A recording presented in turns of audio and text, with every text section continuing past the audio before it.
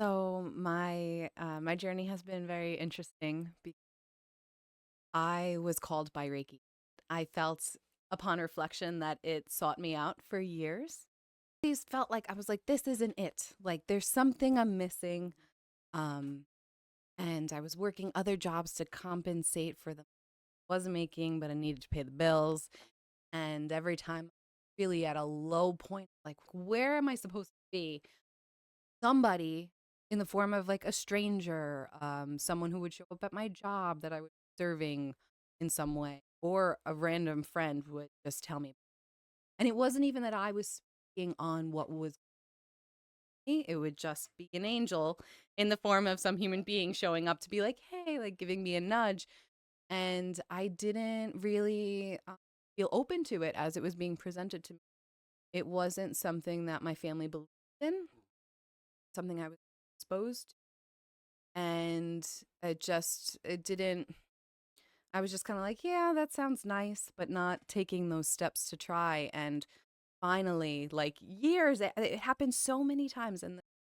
And finally, I was like having a real hard time one day, and I was bartending at the time, and a friend came in from after receiving Reiki session, came into the bar just to tell me how much I would love it. And I was like, okay. And I was having really bad back pain at the time, and from bartending, and got any of that. I didn't know about the chakras. I didn't have any of that awareness, and I practitioner at the time, then soon to be my teacher, was like, I have been waiting. The first time I met her, she said to me, by the way, I know you're soul searching. She was very, very intuitive. She's like, I know what you're supposed to be doing, but I can't tell you. I was like, come on, lady. She was like, you got to figure it out on your own. So then when she was like, I've been waiting for you to ask me. Yeah. Yeah. Yeah. Now she's actually retired from Reiki. She's a spiritual counselor and advisor, and her name's Maria. Yeah.